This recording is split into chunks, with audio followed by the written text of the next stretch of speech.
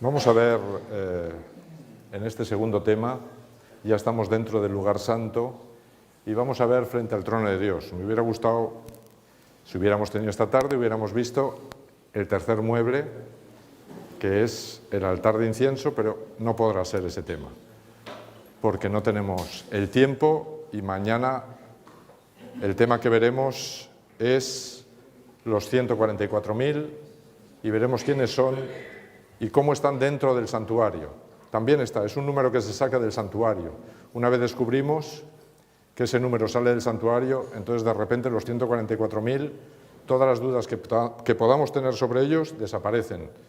Es un tema fascinante, así es que si podéis, mañana a las 11:30 tenéis tiempo para descansar, dormir y tranquilamente venir a estar juntos por la mañana. Hace miles de años, mucho antes de la creación de nuestro mundo, hubo una rebelión en el cielo.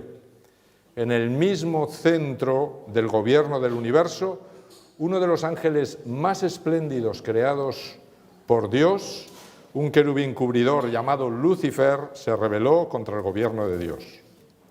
Una criatura quiso ser igual al Creador y usurpar su trono. Sus motivos, el orgullo y la codicia. Sus métodos para lograrlo, mezclar la mentira con la verdad, criticar y finalmente la guerra. La historia de esta rebelión se nos explica básicamente en la Biblia en 3 textos. El primero de ellos lo tenemos aquí, Ezequiel 28, 14, 15 y 17. Tú, querubín grande protector, yo te puse en el santo monte de Dios, y allí estuviste en medio de las piedras de fuego, te paseabas. Perfecto eras en todos tus caminos, desde el día en que fuiste creado hasta que se halló en ti maldad.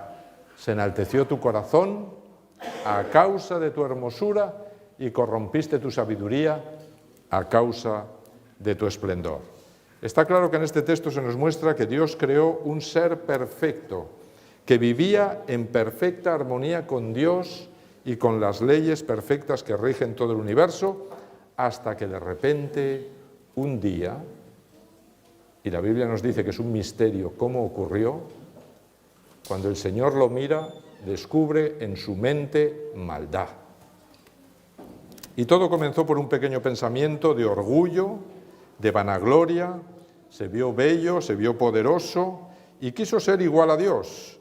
En Isaías 14, del 12 al 14, nos da más detalles y nos dice: tú que debilitabas a las naciones. Fijaros que la rebelión de Lucifer ocurre antes de la creación de nuestro mundo. Así es que ¿a qué naciones debilitaba?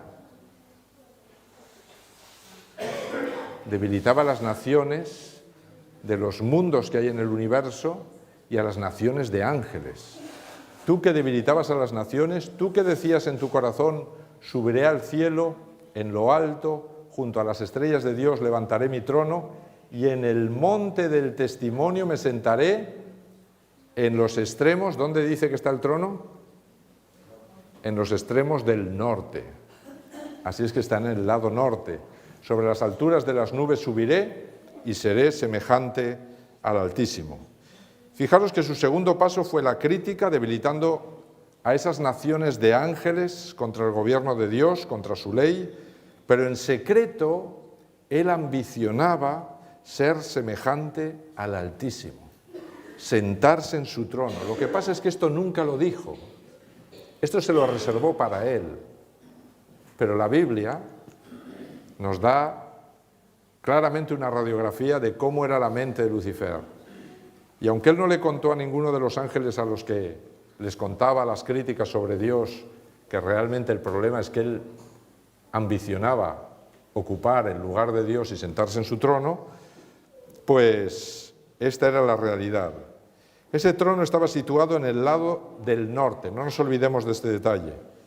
Con sus mentiras, este ser convence a muchos ángeles del cielo, y aunque Dios posiblemente le dio mucho tiempo para arrepentirse, podemos hablar hasta a lo mejor 1000 años o 2000 años, no sabemos cuánto tiempo, para cambiar de actitud y arrepentirse, ellos persistieron en su rebelión. hasta que hubo una guerra en el cielo. Y ahí aparece el tercer texto que nos habla de toda esta rebelión, Apocalipsis 12, del 7 al 9.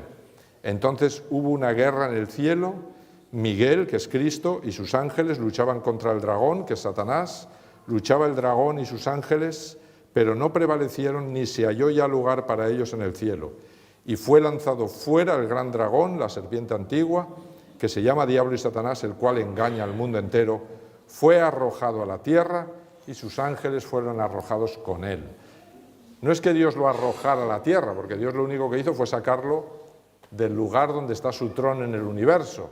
Lo que te está mostrando es que después de ser arrojado del cielo, Satanás se dirigió a la tierra, pero la tierra no estaba creada, no había nada en la tierra.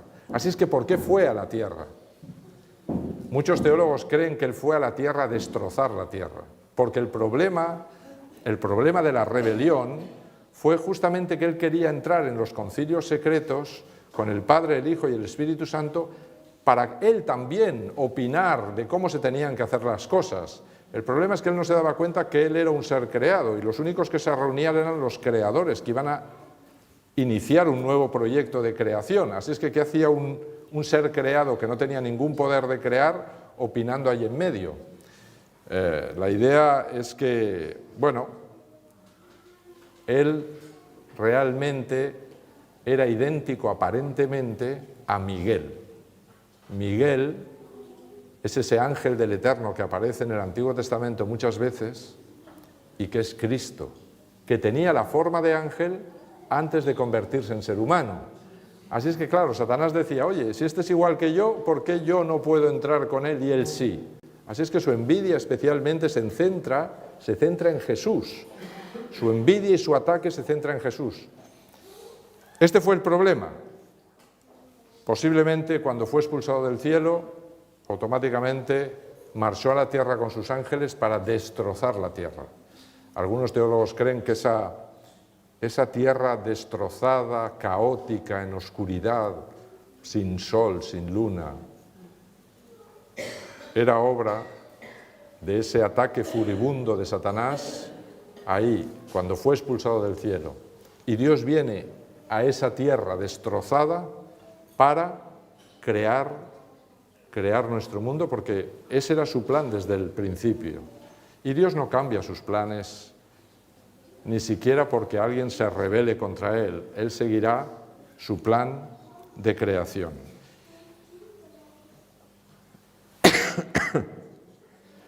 Cuando tiempo después de esta guerra nuestro mundo fue creado perfecto, Satanás, empleando una serpiente como medium, porque no podía aparecer él en persona, porque Adán y Eva ya estaban advertidos de que vendría a tentarles, y además sabían que vendría en el árbol del conocimiento del bien y del mal. Era el único lugar donde él podía atacar, porque tenía que convencerles de que comieran de aquel fruto. Si ellos no comían de aquel fruto, él ya no tenía nada que hacer allí. Así es que él montó toda una treta. Claro, si aparecía él mismo y Eva veía allí un ser impresionante, Eva hubiera dicho, wow, ese es el que me advirtió Dios, me voy de allí. Y se hubiera ido. Así es que, ¿él qué hizo? Se quedó invisible y empleó uno de los animales más bellos de la creación en ese momento. Hoy para algunas personas es el más repulsivo. Empleó una serpiente como medium.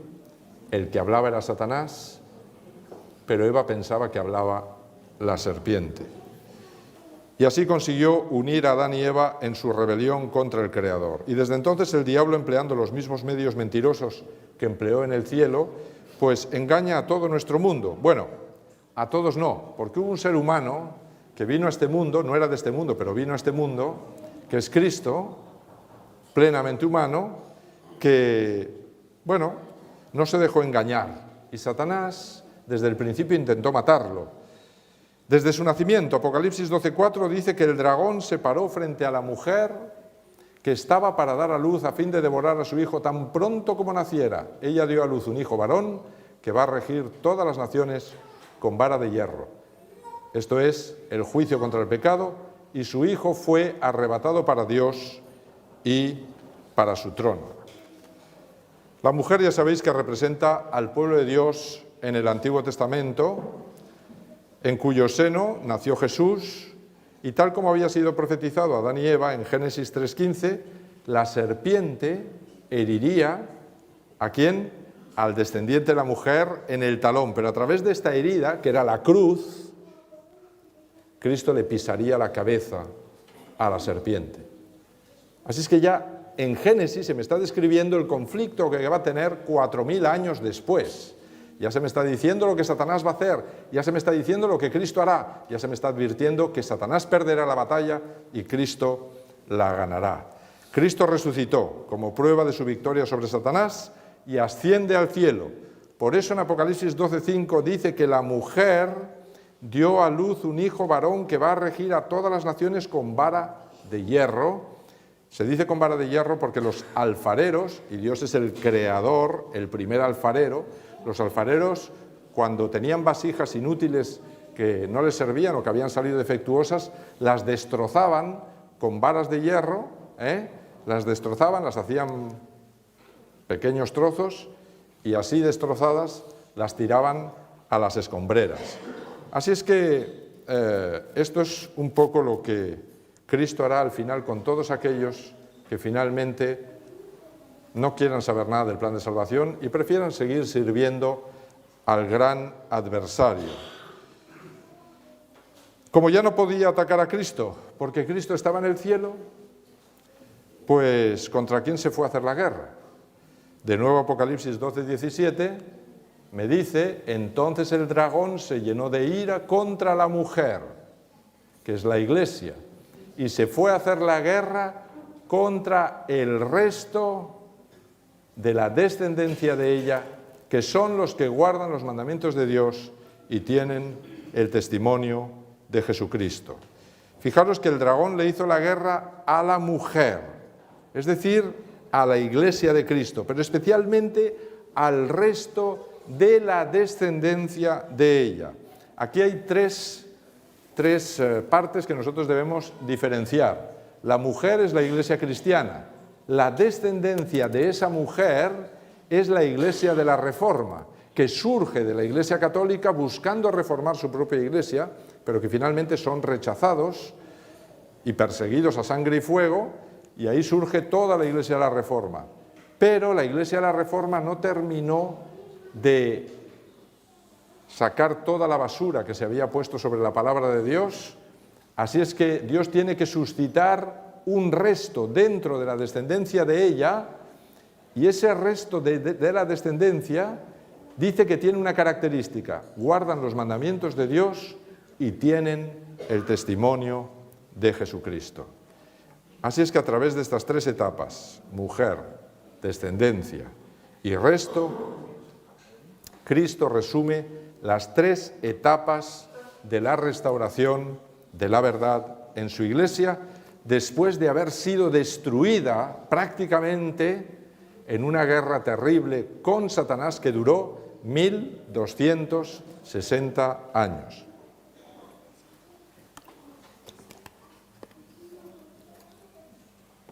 Así es que durante más de 1000 años, después de la ascensión de Jesús al tabernáculo celestial, el diablo atacó despiadadamente a la mujer, a la iglesia de Cristo, la persiguió a muerte, la esclavizó, finalmente la prostituyó con el paganismo de Babilonia, y Jesús tuvo entonces que suscitar una nueva descendencia de esa mujer que se había convertido en una ramera. Por eso aparece en Apocalipsis descrita la iglesia como una ramera.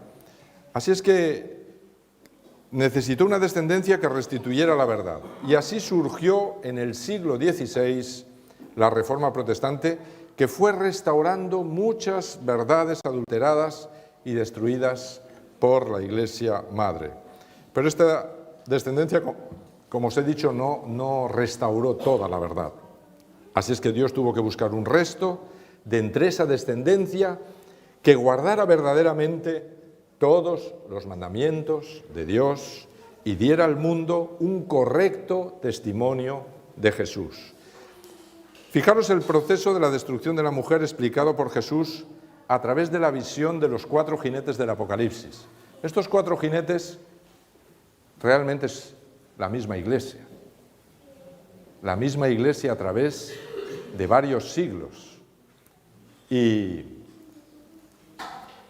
el caballo es la iglesia y el jinete es quien dirige a esa iglesia. Así es que vamos viendo cómo esa iglesia va cambiando de color a medida que avanzan los siglos. ¿Por qué? Bueno, esto es lo que vamos a ir viendo porque es muy importante para entender la mesa de los panes. En Apocalipsis 6, del 1 al 2, dice: Entonces vi que el Cordero abrió uno de los sellos y miré y vi un caballo blanco, y el que lo montaba tenía un arco y le fue dada una corona y salió venciendo y para vencer. Esta es la iglesia primitiva, es la iglesia que surge justo en el momento que Cristo asciende al cielo, en el Pentecostés, y dura hasta el año 100 después de Cristo. En varios textos de la Biblia se compara al pueblo de Dios a un caballo. Tenéis en Jeremías 8:6, en Joel 2:4, especialmente Isaías 63:13 dice que Dios sacó a Israel de Egipto y los condujo por los abismos como un caballo por el desierto sin que tropezaran. Así es que se está comparando al pueblo de Israel con un caballo, y el que está montado en el caballo es el propio Dios, que está conduciendo ese caballo por el desierto y los abismos sin que tropiece y caiga. Así es que Cristo y su iglesia salen triunfantes del conflicto de la cruz, salen dispuestos a vencer todas las batallas contra Satanás, y fue realmente una iglesia que aplicó la justificación y la santificación a sus vidas, siguió a Jesús guiada por el poder del Espíritu Santo y la palabra de Dios, y pronto el Evangelio llegó a los confines de la tierra. ¿Por qué? Porque dejó que quien la dirigiera únicamente fuese el propio Jesús. Así es que ese jinete con ese arco, pero sin flechas, es el propio Jesús. Pero en el año 100 ese caballo cambia de color. En Apocalipsis 6, del 3 al 4, cuando abrió el segundo sello, salió otro caballo de color rojo, y al que lo montaba le fue dado poder para quitar la paz de la tierra y hacer que se mataran unos a otros, y se le dio una espada muy grande. La iglesia del caballo blanco se tiñe de sangre. Las persecuciones las iniciaron los propios judíos, pero alcanzaron su mayor crueldad con el Imperio Romano y con emperadores como Decio y Diocleciano. El periodo del caballo rojo va del 100 al 313, está mal la fecha, al 313 después de Cristo, en el que miles de cristianos mueren por Jesús, sembrando con su sangre la semilla del Evangelio, pero donde uno moría se convertían cientos. Así es que Satanás ve que esa guerra no la va a ganar si sigue así, si sigue a la fuerza matando con su espada a todos los cristianos, no consigue nada, porque mata a uno y salen 100. Así es que él dice, bueno, tengo que cambiar de estrategia. Así es que lo que hace es que dice, bueno, pues me voy a colar en la iglesia, me voy a hacer cristiano y me voy a meter dentro de la iglesia. Así es que Satanás emplea una estrategia muy interesante para seducir a la mujer. Jesús ya lo sabía, se lo había anunciado su iglesia más de 300 años antes de que ocurriera con el tercer sello. ¿Qué pasa en el tercer sello? Pues cuando abrió el tercer sello miré y vi un caballo negro, y el que lo montaba tenía una balanza en la mano, y oí una voz de en medio de los 4 seres vivientes que decía: 2 libras de trigo por 1 denario y 6 libras de cebada por 1 denario, pero no dañes el aceite ni el vino. Este jinete es muy importante, mis hermanos. Este jinete tiene tantos detalles y tanta historia que nos vamos a detener un poquito más en él que en los demás.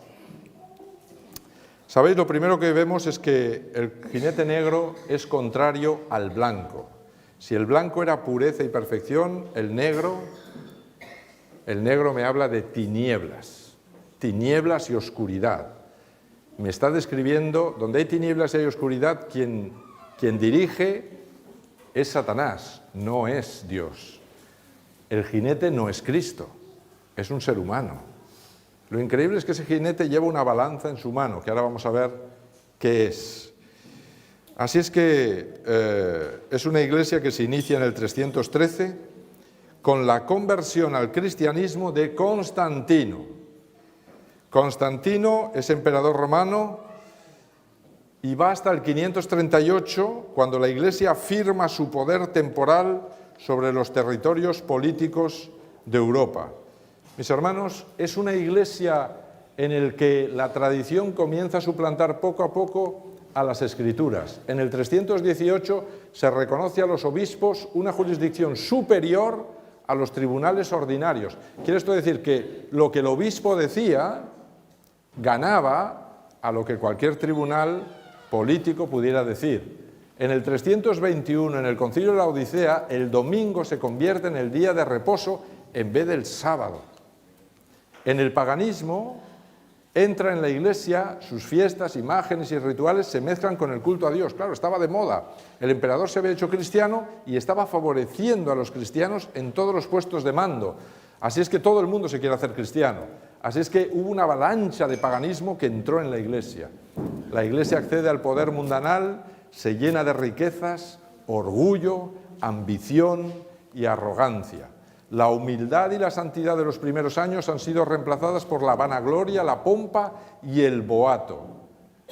Los servicios religiosos están llenos de ceremonias paganas. Hacia el 405 las imágenes de los santos y de los mártires ya son objeto de culto, algo absolutamente prohibido por Dios en toda la Biblia. La adoración de la Virgen María sustituye al culto de Venus y Diana, que era el culto principal de Roma. La Santa Cena ya no es un símbolo recordatorio de la muerte de Cristo, sino el sacrificio repetido de Jesús en cada misa. Los ancianos de la Iglesia se han convertido en sacerdotes vestidos de negro que se otorgan el poder de perdonar los pecados, cosa que jamás se le dio a la Iglesia, convirtiéndose en jueces de sus semejantes y decidiendo quién se salva y quién se pierde. ¿Qué tiene el jinete negro en su mano? Una balanza. ¿Y de qué es símbolo la balanza, mis hermanos? La balanza es símbolo del juicio. Así es que lo último que hemos leído, convirtiéndose en jueces de sus semejantes, es exactamente lo que me está señalando esa balanza. Realmente, en Job 31:6 dice algo interesante, que Dios me pese en la balanza de la justicia y reconocerá mi integridad. Esa es la balanza de Dios, la de la justicia. Pero la del jinete negro no es una balanza de justicia, es una balanza de injusticia, porque está llevada por un ser humano, y es un ser humano que pretende ser justo igual que Dios, cuando es imposible, porque ningún ser humano puede ser justo en lugar de Dios. Fijaros lo que le dice Dios a Belsasar, ¿no? Cuando es pesado, aquella noche, le dice, pesado has sido en balanza y has sido hallado falto. Y recordáis que aquella noche cayó Babilonia y Belsasar fue muerto. Así es que el juicio de Dios se establece con la balanza. El tercer jinete pretende tener autoridad para perdonar pecados. Esto requiere un juicio para decidir quién se salva y quién se pierde. Pero esta balanza es falsa, porque en vez de poner en un lado la ley de Dios, que es lo que pone Dios en las balanzas de la justicia, en un lado la ley de Dios y en el otro la sangre de Cristo, pone en un lado sus tradiciones humanas y en el otro las obras humanas. ¿Qué piensa Dios de la balanza del jinete del caballo negro? Proverbios 20:23 me dice lo que Dios piensa de esa balanza. Dice, abominables son para Jehová las pesas falsas y la balanza falsa. No es buena. Así es que esto es lo que Dios piensa de la balanza que lleva ese jinete negro. Mis hermanos, nosotros no vamos a ser pesados en esa balanza porque esa balanza no tiene ningún poder. No depende del trono, ni del cielo, ni de Dios. Lo único que está claro es que cualquiera que entre a un confesionario y permita que sea un ser humano el que le diga ego te absolvo peccatus tutti, tiene un problema, porque no sale perdonado de ningún pecado y sigue con sus pecados sobre él,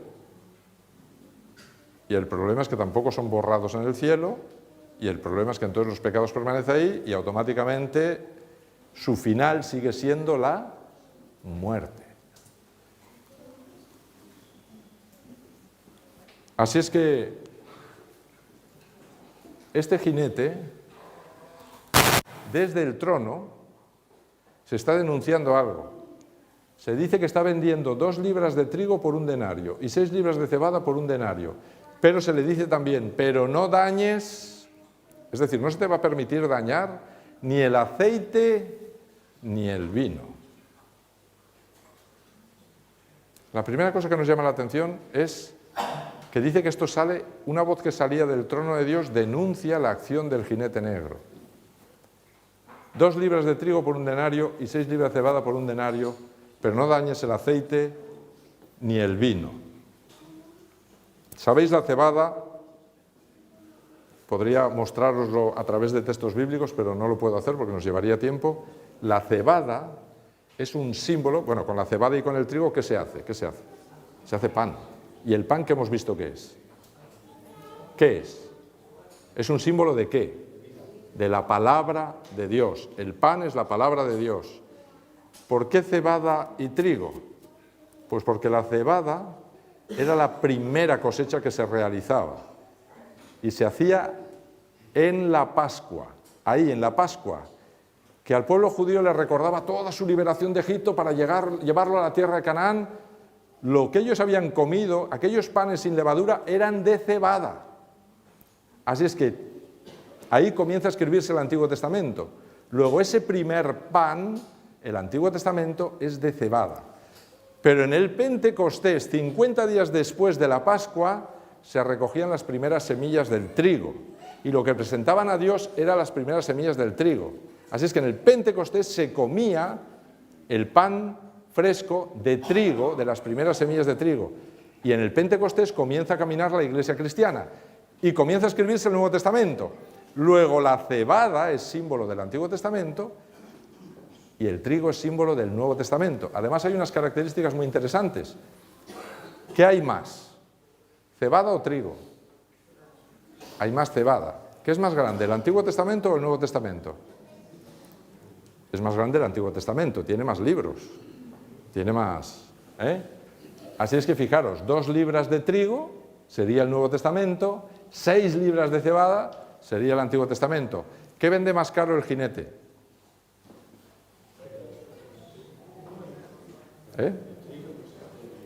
Vende más caro el trigo. Claro, porque vende mucha más cantidad de cebada por el mismo precio. Te está dando una cantidad de cebada grande y una cantidad de trigo pequeña. Luego está vendiendo muy caro el trigo. ¿Sabéis? La Iglesia cristiana siempre ha valorado mucho más el Nuevo Testamento que el Antiguo Testamento. Así es que todo esto me muestra que lo que el jinete está intentando vender es la palabra de Dios. Pero el problema es que los historiadores me dicen que este jinete está vendiendo carísimo, a un precio tan caro que nadie lo puede comprar. Así es que la denuncia desde el trono es: ¿cómo es posible que estés vendiendo la palabra de Dios a ese precio? Nadie la va a poder comprar, nadie la va a poder leer. El pueblo va a pasar hambre. Esta fue la intención justamente de Satanás. Satanás, cuando domina la iglesia, lo que quiere hacer es quitar la palabra de Dios de la circulación. Y quitó la palabra de Dios de la circulación, nadie la podía leer, y el pobrecito que conseguía una Biblia, que eran copiadas a mano, que eran en latín, una lengua muerta, que nadie entendía además, pues eran gente muy rica.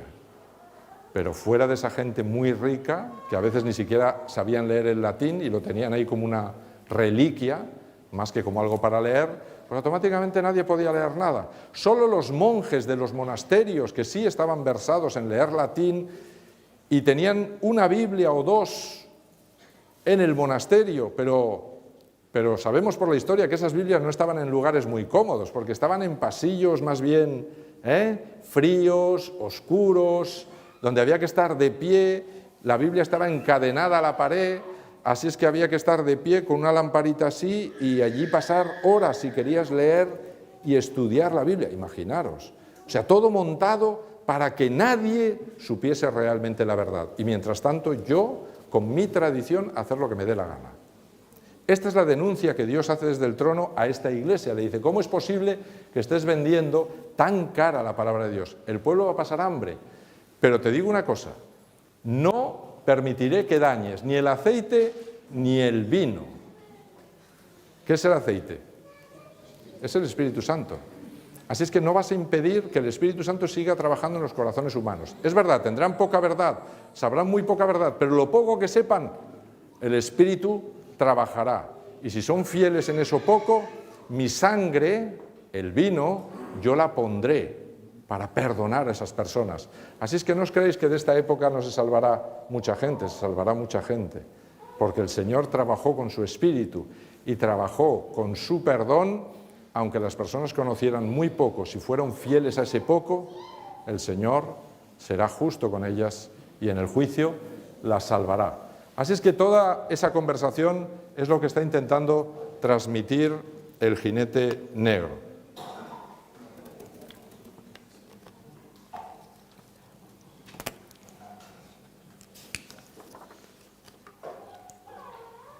Por eso Jesús, en el mensaje a las 7 iglesias, le promete a Pérgamo. Pérgamo es la carta que le escribió a la iglesia de Pérgamo y es el otro nombre con el que se conoce a esta iglesia. Si yo quiero entender muy bien qué problema hay, tengo que leer primero la carta que le escribe y luego los sellos y ver qué carta se corresponde a qué iglesia. Y resulta que la carta de Pérgamo es la carta que se le escribe a este jinete. ¿Y por qué Pérgamo? ¿Por qué se le escribe a este jinete y se le llama Pérgamo? Era una iglesia que existía en la realidad, pero la ciudad de Pérgamo tenía una característica. ¿Cuál era la característica que tenía esa ciudad? ¿Qué fabricaba esa ciudad? Fabricaba, lo dice el nombre, fabricaba pergaminos. Era la base de los pergaminos de todo el mundo antiguo. Así es que fijaros, una iglesia que tiene un problema con la palabra de Dios, que se escribe en pergaminos, y Dios le escribe a la iglesia de Pérgamo. ¿Y qué le dice Dios a la iglesia de Pérgamo? Mirad lo que le dice. Al vencedor le daré a comer del maná escondido. ¿Qué es el maná? Es el pan que comen los ángeles.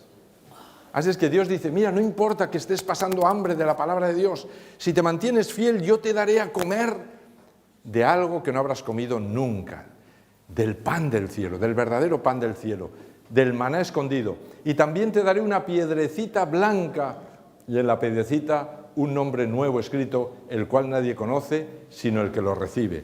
Lo que está diciendo Dios es, oye, en el juicio, y ellos sabían cómo eran los juicios era una vasija, ponían un montón de piedras negras y un montón de piedras blancas, se levantaba el tribunal y entonces si consideraba que era culpable, metían una piedra negra dentro de la vasija, si consideraban que era inocente, metían una piedra blanca en la vasija, luego volcaban todas las piedras de la vasija, contaban, si había más negras que blancas era culpable, si había más blancas que negras era inocente, pero fijaros, aquí solo le da una piedra. Con lo cual, ¿qué me está diciendo? ¿Quién es el juez? Y el tribunal. ¿Y quién es todo? Es Cristo. Así es que Cristo dice, no te preocupes, yo no te voy a dar una piedrecita blanca, negra, te voy a dar una piedrecita blanca. Y para que no haya dudas, voy a escribir tu nombre nuevo, que es la experiencia que tú y yo hemos tenido, porque el nombre en la Biblia me habla del carácter. Así es que ese carácter transformado que el Espíritu Santo ha conseguido y el perdón de pecados que yo te he dado, eso lo escribiré en el nombre nuevo de nuestra experiencia y te absolveré en el juicio. Eso es lo que está diciendo Cristo a la iglesia de Pérgamo. ¿Qué pasará con los que rechacen a Cristo y sean vencidos por Satanás? No sé si podéis apagar el móvil. Gracias. Apocalipsis 6, del 7 al 8. Cuando abrió el cuarto sello, miré y vi un caballo amarillo, y el que lo montaba tenía por nombre Muerte, y el sepulcro lo seguía, y le fue dada potestad sobre la cuarta parte de la tierra, para matar con espada, con hambre, con peste y con fieras de la tierra. Mis hermanos, las consecuencias de rechazar a Cristo, de rechazar la verdad, de rechazar la palabra de Dios, de rechazar el poder del Espíritu Santo, siempre es la muerte. Si mis pecados no son perdonados por Cristo y mi carácter no es transformado por el poder del Espíritu Santo, el sepulcro será mi última morada. Porque el cuarto caballo no solo describe el periodo de la Iglesia cristiana desde el 538 hasta el 1500, también está describiendo el final de aquellos que rechacen el plan de salvación. Dice, serán muertos con espada, guerras, con hambre, con peste, epidemias, con fieras de la tierra, naciones de la tierra. Las naciones de la tierra, finalmente el mundo te devorará y serás destruido. Y los que estén vivos cuando venga Jesús, dice Apocalipsis 6, del 15 al 17, se esconderán en las cuevas y entre las peñas de los montes, y decían a los montes y a las peñas, caed sobre nosotros y escondednos del rostro de aquel que está sentado sobre el trono y de la ira del Cordero, porque el gran día de su ira ha llegado, y ¿quién podrá sostenerse en pie? Esa es la pregunta, mis hermanos. ¿Quién podrá sostenerse en pie en ese día? Pues estarán en pie todos aquellos que se han mantenido fieles al primer caballo, al caballo blanco y a su jinete, llamado por Apocalipsis 19, 11 al 16, fiel y verdadero. Mirad, aquí está este jinete. El jinete fiel y verdadero cabalgando su caballo blanco. Entonces vi el cielo abierto y había un caballo blanco, y el que lo montaba se llamaba fiel y verdadero, y con justicia juzga y pelea. Sus ojos eran como llamas de fuego, en su cabeza tenía muchas diademas, y tenía escrito un nombre que nadie conoce, sino él mismo. Estaba vestido de ropas teñidas en sangre, su nombre es la palabra de Dios. Los ejércitos celestiales vestidos de lino finísimo, blanco y limpio, lo seguían en caballos blancos.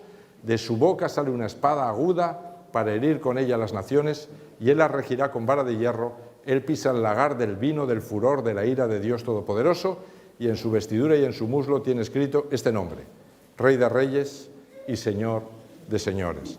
¿Sabéis? Solamente hay dos jinetes en la Biblia a las que se les pone nombre.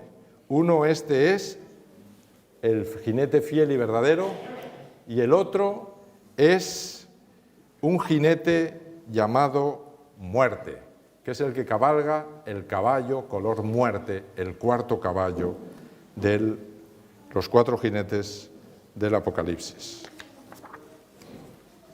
¿A qué líder vamos a seguir, mis hermanos? ¿A quién vamos a seguir? ¿Al jinete muerte o al fiel y verdadero? Fijaros,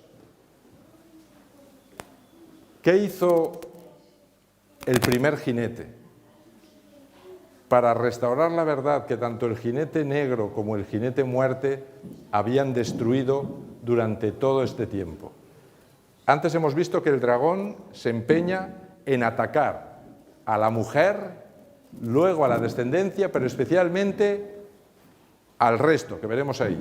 Fijaros, durante 400 años, en 400 años el jinete negro y el jinete muerte destruyeron completamente la verdad. Pero en 400 años, en el siglo XVI, desde el 1400, se vuelve a restituir la verdad a través de la reforma, que es la descendencia. Primero surgieron los valdenses, que van del 100 al 1400, siempre hubo valdenses, se mantuvieron fieles a las Escrituras, fieles a la Biblia sola, no admitían ninguna tradición. Luego surge Juan Hus en el 1400, y Juan Hus sobre todo predica la obediencia a Dios antes que a los hombres, y para la obediencia a Dios él dice hay que ir a las Escrituras, nada más. Sabéis que Juan Hus fue muerto en la hoguera debido a esa creencia. A continuación, en el 1500 surge Martín Lutero, que predica la salvación solo por la gracia de Cristo, no la salvación por las obras que estaba predicando la Iglesia que había caído en el adulterio. Calvino, 1540. Especialmente su doctrina enfatiza el crecimiento cristiano. Debemos santificar nuestras vidas, crecer. Luego surgen los bautistas en el 1600 y predican el bautismo por inmersión. No se bautizaba ya por inmersión. Así es que fijaros cómo van reformando cosas que se habían perdido, que se practicaban aquí, pero se han perdido. Juan y Carlos Wesley, 1740, hablan ya claramente de la santificación del cristianismo. Y finalmente, en el 1800, Guillermo Miller, que a través de las profecías de Daniel está hablando ya directamente de la segunda venida e incluso le pone fecha 1844. Como Cristo no viene en 1844, ¿qué pasó? Hubo un gran chasco y los miles de mileritas que había abandonan. ¿Y quién queda? Queda un remanente que dice, no, nosotros nos hemos tenido que equivocar en algo, porque la Biblia no se equivoca. Así es que, ¿en qué hemos fallado? Y sabéis, fue sencillo. Descubrieron ese resto, que fue un resto de lo que quedó de Guillermo Miller. Descubrieron que lo que pasaba en 1844 no es que venía a la tierra, sino que comenzaba la purificación o terminaba o iniciaba la purificación, ¿verdad? ¿A través de qué? A través de lo que Cristo está realizando en el santuario celestial. Cristo iniciaba el proceso de juicio y de purificación. ¿Por qué? Porque simplemente iba a revisar de todos los que están en la lista, de todos los que están escritos en el libro de la vida, de todos los que han dicho en alguna vez en su vida, te acepto como Salvador personal, ¿quiénes realmente se han mantenido fieles hasta el fin? ¿Quiénes? Así es que ahí comienza la purificación, la limpieza, ¿verdad? Y se va quedando lo perfecto, los que realmente van a estar con Dios en el cielo. Y comenzó esa purificación desde Adán y fue avanzando y ha ido avanzando, y desde 1844 es lo que Cristo está haciendo, hasta nosotros.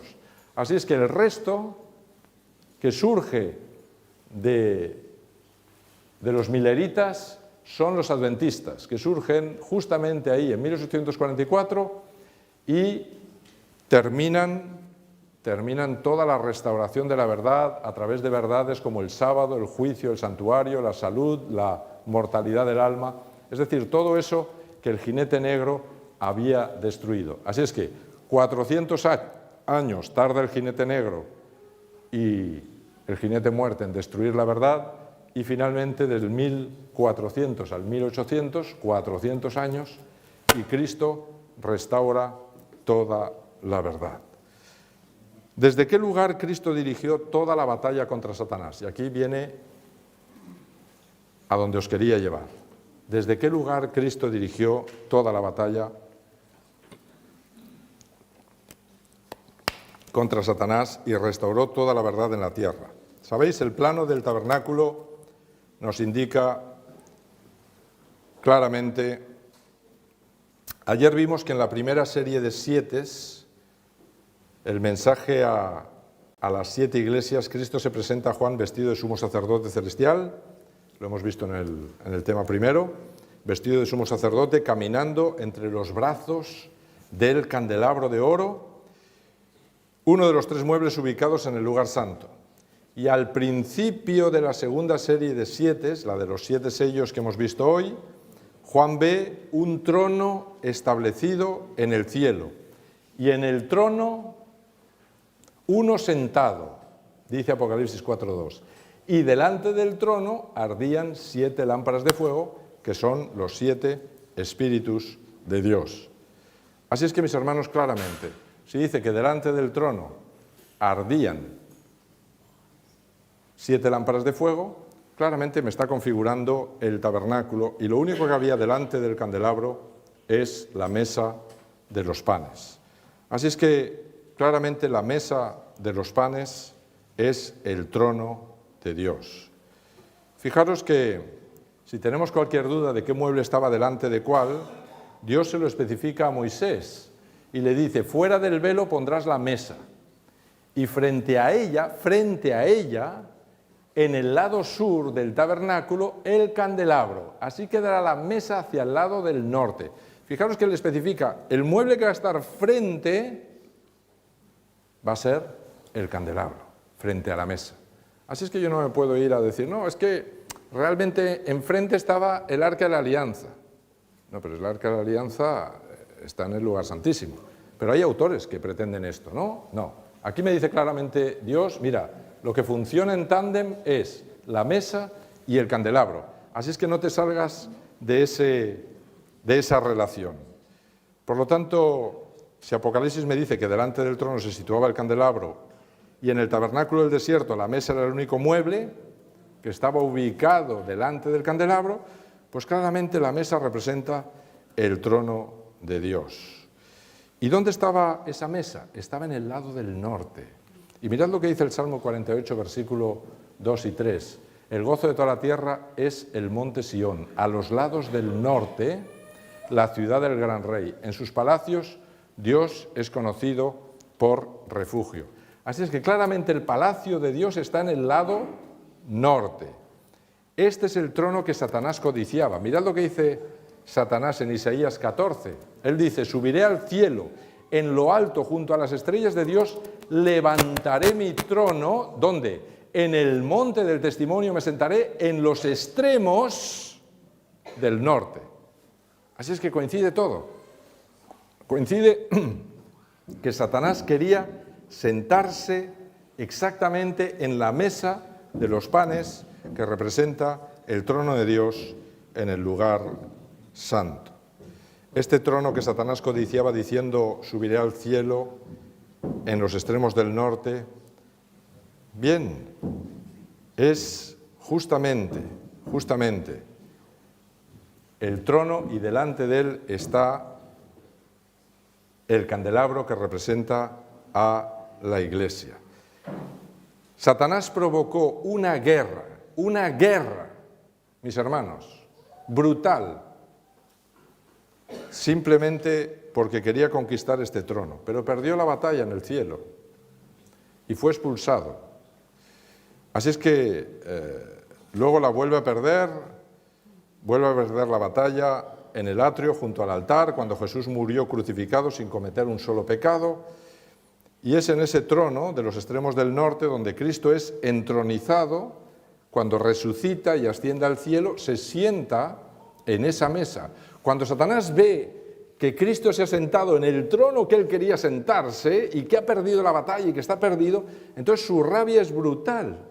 Y él dice, bueno, no puedo atacar ese trono, es imposible, porque ya no puedo ascender al cielo ni subir. Entonces, ¿qué haré? Bueno, pues voy a atacar a la Iglesia. Voy a intentar romper los vínculos entre la mesa y el candelabro que es la Iglesia. Me pondré en medio, y es lo que Satanás intenta hacer.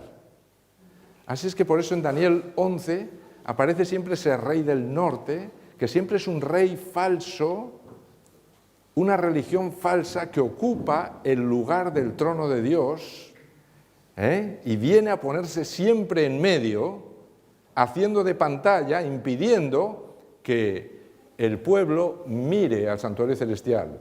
No, lo que voy a hacer es tirar ese santuario al suelo, construiré allí una nueva parafernalia, una religión que parecerá que es de Dios, pero no es de Dios. Así es que todo responde a un plan muy bien elaborado por Satanás. Así es que aquí lo tenéis. Ahí tenéis a Cristo vestido de sumo sacerdote. Él se sentó en la mesa y fijaros que su mano izquierda da a la mesa y su mano derecha da al candelabro. Esto es importante.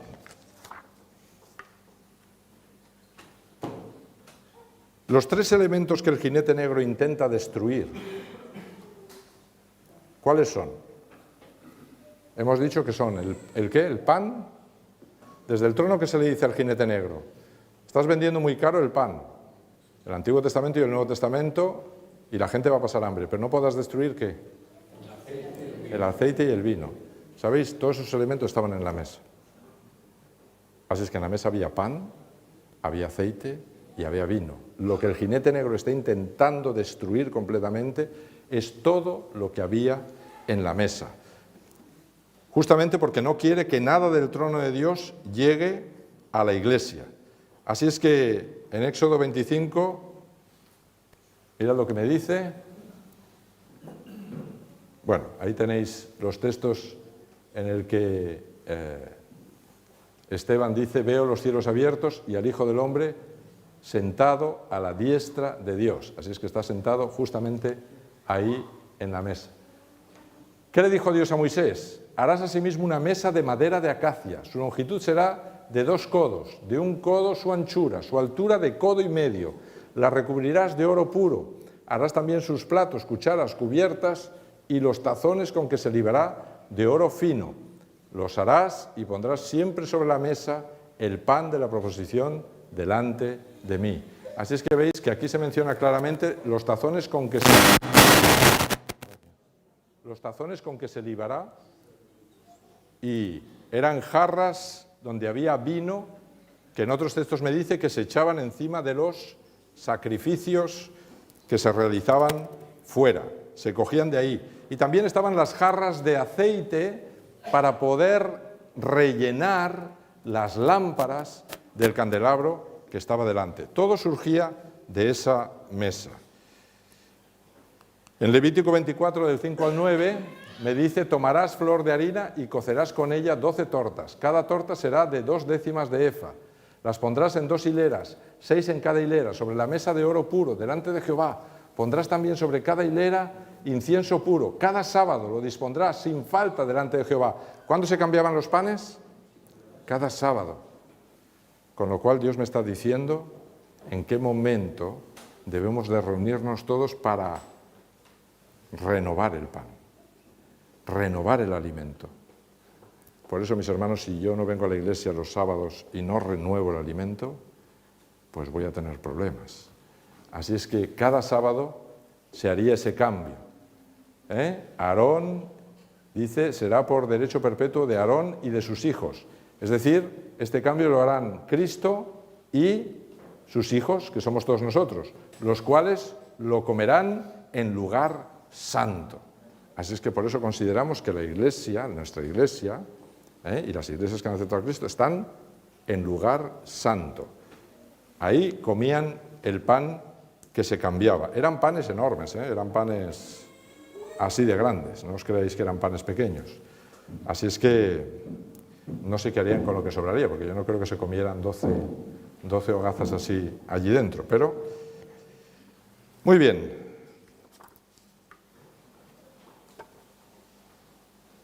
Todo esto nos indica que parece casi imposible que la cristiandad haya cambiado del sábado al domingo, visto toda la trascendencia que tiene el sábado en ese trono, en esa mesa. Jesús lo dijo claramente en Mateo 5, 17, no penséis que he venido a abolir la ley o los profetas, no he venido a abolir sino a cumplir. Así es que si me amáis, guardad mis mandamientos. Mis hermanos, quiero terminar con una idea. Bien, este texto, Éxodo 20, 8 al 11, acuérdate del sábado, lo sabéis. Jesús contó una parábola. Contó la parábola del samaritano. Y en la parábola del samaritano aparecen todos los elementos que aparecen en la mesa. Porque si os acordáis, el samaritano, cuando tiene que curar a aquel hombre que está herido, ¿qué coge? ¿Qué emplea? Aceite, vino, pero le falta el pan. Así es que también hay una cabalgadura, ¿verdad? Aparece ahí un caballo, que es el caballo blanco, y él, cuando ha restaurado a ese enfermo, que somos todos nosotros, con esos 2 elementos, el aceite es el Espíritu Santo, el vino es el perdón que Cristo nos ofrece, él coge a esa persona y la pone sobre la cabalgadura. Si la cabalgadura es la iglesia, quiere decir que Cristo va a hacer los primeros cuidados con cada persona, pero luego la va a traer a la iglesia y responsabiliza a la iglesia de los cuidados que realice con esa persona. Así es que la iglesia se pone en marcha, es la iglesia caminando a través de la historia, pero llega un momento en que llegan a un punto en el que llegan a un mesón. La palabra griega empleada para mesón se traduce literalmente como el lugar donde se recibe a todos. Y ahí hay un mesonero. Y el texto nos dice que en un momento dado, dice, bien, veis aquí lo que empleó, fijaros lo que dice, ya están en el mesón, que es otra forma de mostrar la iglesia, pero es una iglesia en un momento puntual del tiempo, porque está ahí parada. Dice, otro día al partir, es decir, Cristo se queda allí un tiempo con el enfermo, otro día al partir sacó 2 denarios. Los dio al mesonero y le dijo, cuídamelo y todo lo que gastes de más, yo te lo pagaré cuando regrese. La gran pregunta, mis hermanos, es ¿por qué le dio 2 denarios al mesonero?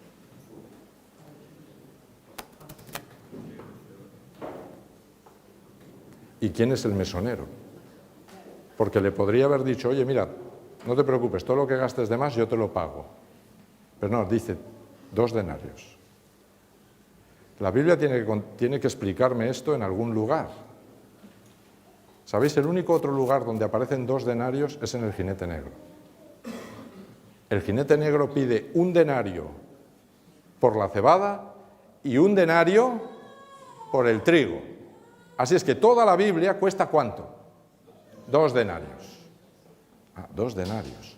Y la otra pregunta que me tengo que hacer es, ¿a dónde se va Jesús? Y si se supone que la iglesia está en el lugar santo y está en el candelabro, ¿a dónde se va Jesús? Porque ya hemos visto que todo lo que coge el samaritano lo está cogiendo de la mesa. Está cogiendo el aceite de la mesa, está cogiendo el vino de la mesa para aplicárselo al herido que está allí en el candelabro. Y llega un momento en que se tiene que marchar. Pero antes de marchar le da al mesonero 2 denarios. Y dice, cuídamelo, y cuando regrese te lo pagaré. La pregunta es, mis hermanos, ¿para qué le da 2 denarios al mesonero? Porque si ponemos en paralelo el jinete negro con la parábola del buen samaritano, nos damos cuenta que solo nos falta un elemento, que es el pan. No tiene pan para alimentar al herido. Y el jinete negro está vendiendo durante 1260 años por 2 denarios toda la palabra de Dios. Entonces, ¿quién es el mesonero y a dónde se tiene que ir Cristo? Aquí está porque si el candelabro está en el lugar santo, el mesón está en el lugar santo. ¿A dónde se tiene que ir? Y si se tiene que ir al lugar santísimo, ¿en qué fecha estamos exactamente? En 1844. ¿Hemos terminado los 1260 años? Sí, hemos terminado los 1260 años. Así es que le da los 2 denarios al mesonero, ¿para qué? Para que le compre toda la verdad, toda la palabra de Dios al jinete negro y pueda alimentar con toda la verdad a todos los que están tirados en los caminos de este mundo, a la iglesia adventista, hasta que regrese en su segunda venida y Él lo pagará. Este es el gran mensaje, mis hermanos, de la mesa. La mesa ha sido prácticamente anulada por Satanás y esa iglesia que se ha desviado completamente, intentando quitar la palabra de Dios de en medio. Pero hemos visto que se restaura la verdad. Y finalmente solo faltaba tener a alguien que tuviese toda la verdad. Y Cristo, antes de pasar al lugar santísimo, necesita a alguien que en este mundo tenga toda la verdad restaurada para que pueda terminar la obra y que Él pueda regresar y el mundo esté preparado. Y ya hemos visto, mis hermanos, quién es esa iglesia. Es la iglesia adventista. Y la parábola del buen samaritano me lo ratifica. Es la iglesia adventista. Así es que tenemos una enorme responsabilidad. Tenemos la palabra de Dios. Tenemos el pan. Hay miles ahí fuera que están muriendo todos los días de inanición. Y el Señor el